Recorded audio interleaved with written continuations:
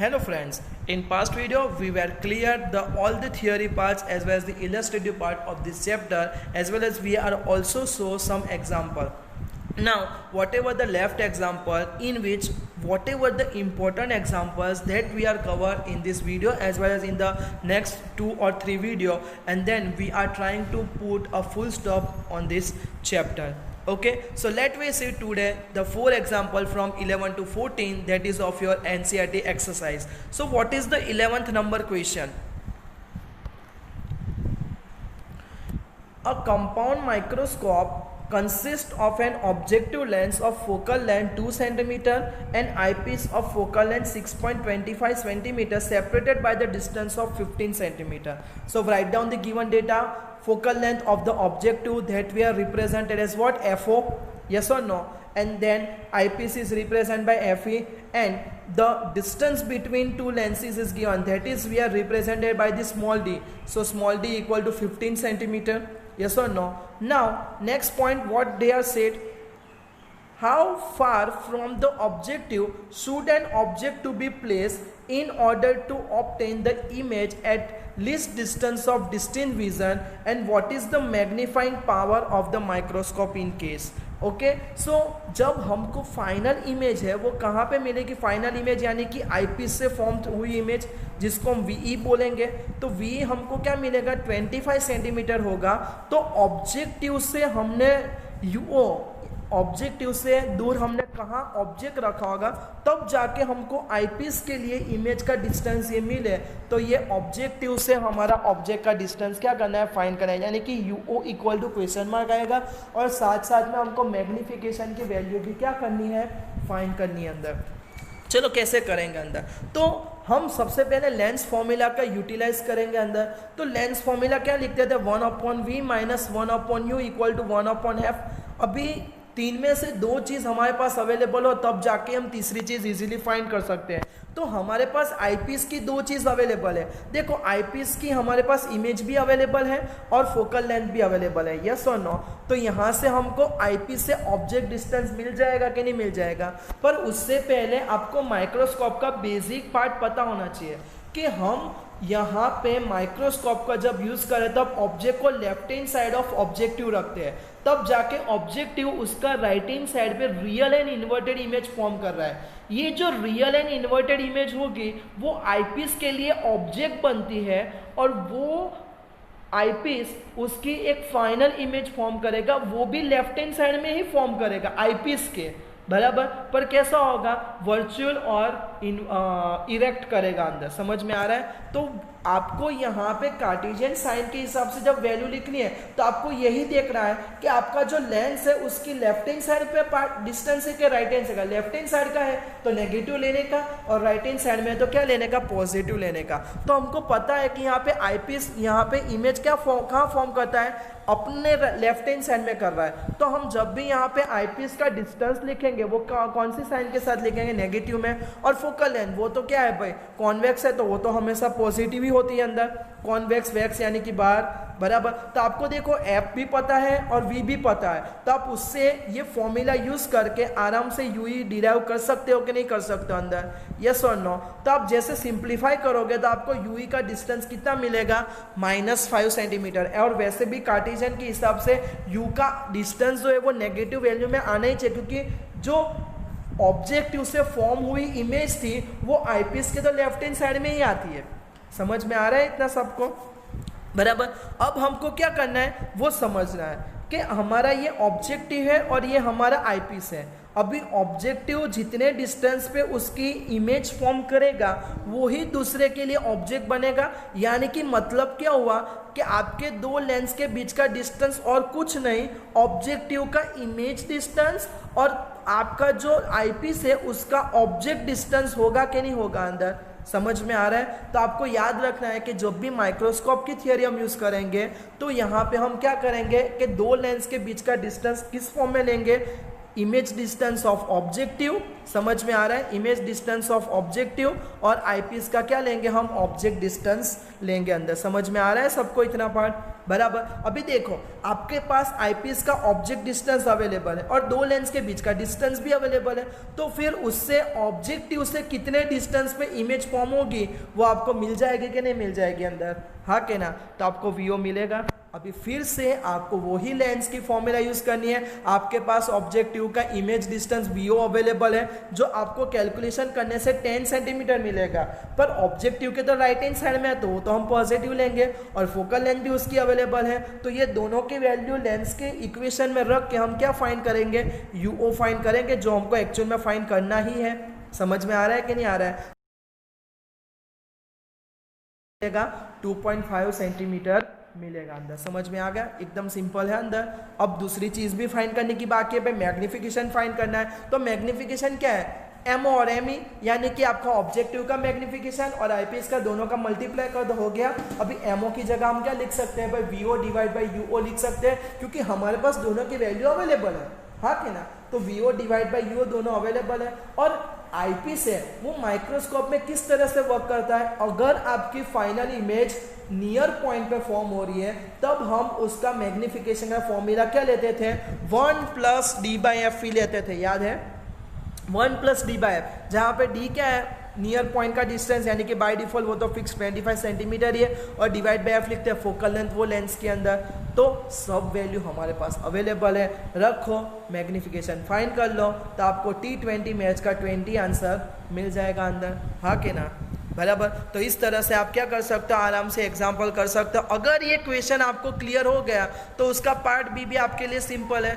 यहाँ पे आपको चेंज खाली क्या करके दिया है कि जो भी आईपीएस से फॉर्म हुई इमेज थी वो फर्स्ट वाले केस में कहाँ पे थी, एट नियर पॉइंट ही अंदर। समझ में आ रहा है? जबकि आपको यहाँ पे कहाँ दी गई है अंदर कि when the final image will be form at the infinity, जब भी आपकी इमेज इंफिनिटी पे होगी तो क्या होगी, और आपको वही दो चीज फाइंड करनी है कि ऑब्जेक्ट डिस्टेंस क्या होगा और माइक्रोस्कोप की जो मैग्निफिकेशन है उसकी वैल्यू क्या होगी। तो आपको same to same procedure repeat करनी है। जहां पे हमने VE की वैल्यू 25 सेंटीमीटर लिखी थी, अब उसकी जगह इंफिनिटी लिखेंगे। अब हमको पता ही है कि जब भी इमेज इंफिनिटी पे फॉर्म होती है तो कब होती है, जब हम ऑब्जेक्ट को फोकल पॉइंट पे रखेंगे तभी होगी। यानी कि यहाँ पे ऑब्जेक्टिव बराबर जो भी अपनी इमेज फॉर्म करवा रहा है वो आईपीएस के कौन से पॉइंट पे फॉर्म होगी, आईपीएस के फोकल पॉइंट पे होगी।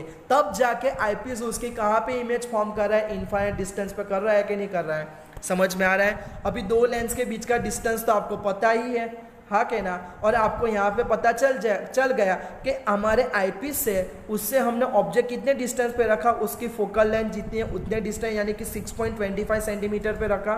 तो 15 में से 6.25 सब्ट्रैक्ट करो तो आपको वीओ मिल जाएगा, यानी कि ऑब्जेक्टिव का इमेज डिस्टेंस मिल जाएगा। अभी ऑब्जेक्टिव का इमेज डिस्टेंस पता है, फोकल लेंथ पता है, वैल्यू रखो तो आपको यूओ मिल जाएगा कि नहीं मिल जाएगा अंदर।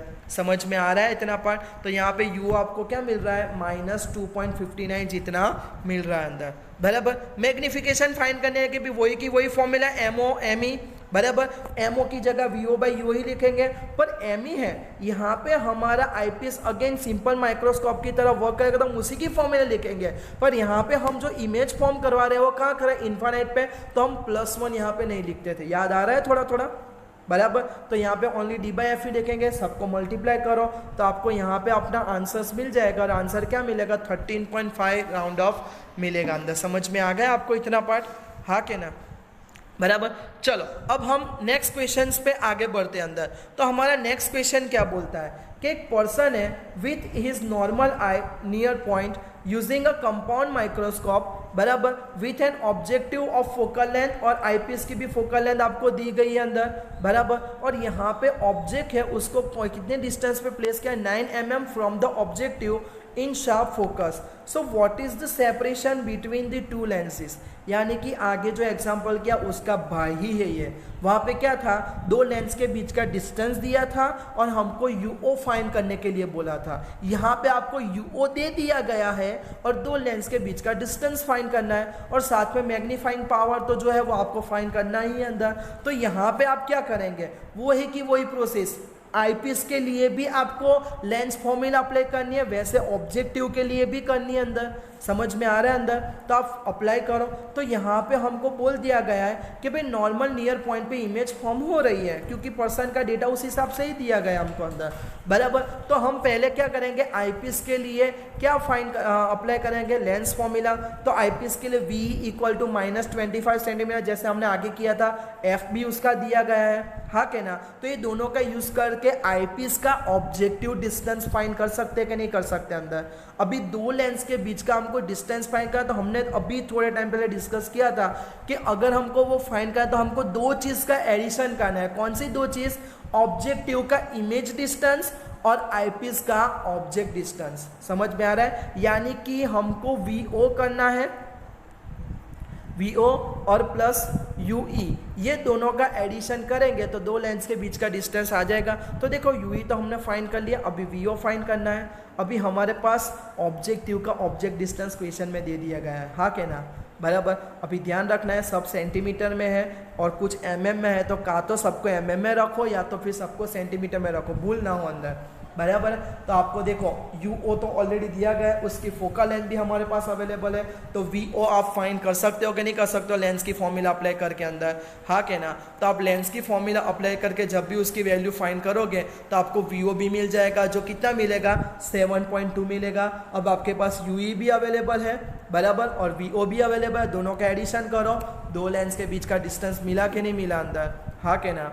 एकदम सिंपल एग्जाम्पल है ये भी, बराबर। और मैग्निफिकेशन जैसे फाइंड किया था वही की वही फॉर्मूला, यहाँ पे भाई 25 सेंटीमीटर पे ही हो रहा है, तो VO डिवाइड बाई U और 1 + D/F ही अप्लाई करो, हमारा काम हो गया कि ना हो गया अंदर, बराबर है। तो इस तरह से आपका सेम क्वेश्चन थोड़ा ट्विस्ट करके इस तरह से पूछ सकते हैं अंदर। और उसके बाद के एग्जाम्पल को तो हमको भाई भाई बोलना पड़ेगा, क्योंकि एकदम सिंपल है। टेलीस्कोप दिया है और टेलीस्कोप का मैग्निफिकेशन आपको फाइंड करने के लिए बोल रहा है, तो हमने किया था फोफी, बराबर। ऊपर FO आएगा और नीचे FE आएगा, दोनों फोकल लेंथ आपको दी हुई होगी, पर ध्यान रखना है कि जो भी फोकल लेंथ है वो कंपलसरी सेम यूनिट में होनी चाहिए, वरना आपका आंसर तो आ जाएगा पर 10 का पावर गलत आएगा अंदर। समझ में आ रहा है? खत्म हो गया। मैग्निफिकेशन फाइंड करने के लिए आपको बोला है, देख लो क्वेश्चन में हमको दोनों की क्या दी गई है, फोकल लेंथ दे दी गई है और हमको मैग्नीफाइंग पावर फाइंड करने के लिए बोला है, और separation between the objective and eyepiece.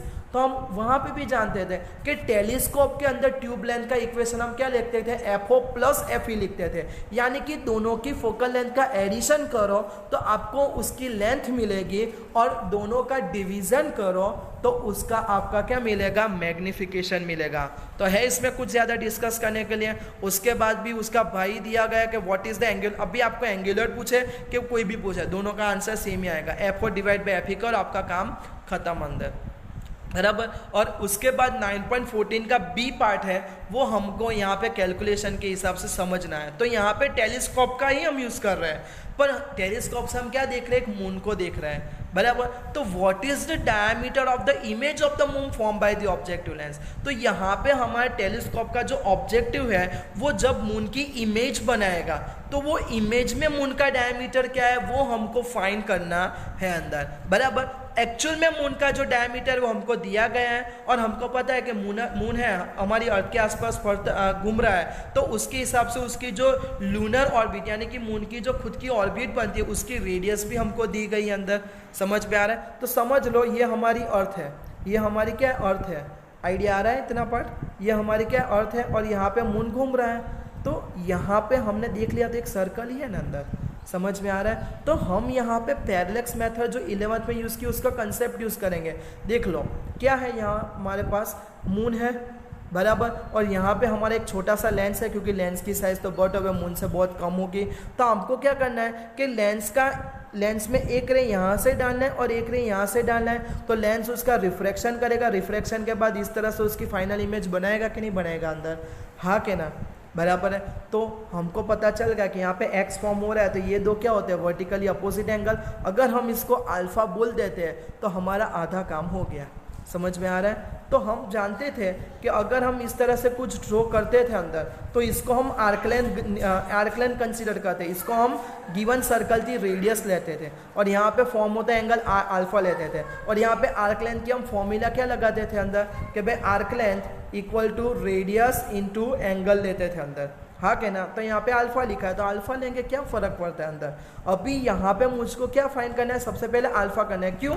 क्योंकि आर्क लेंथ यानी कि ये क्या है, मून का डायमीटर ही हुआ ना अंदर, तो वो तो मुझे पता है। और दूसरा रेडियस भी दी गई है तो आर भी पता है, तो उससे मैं थीटा फाइंड कर सकता हूँ कि नहीं कर सकता हूँ। और यहाँ पे आपका जो अल्फा मिलेगा वो किस में मिलेगा, रेडियन में मिलेगा आपको अंदर।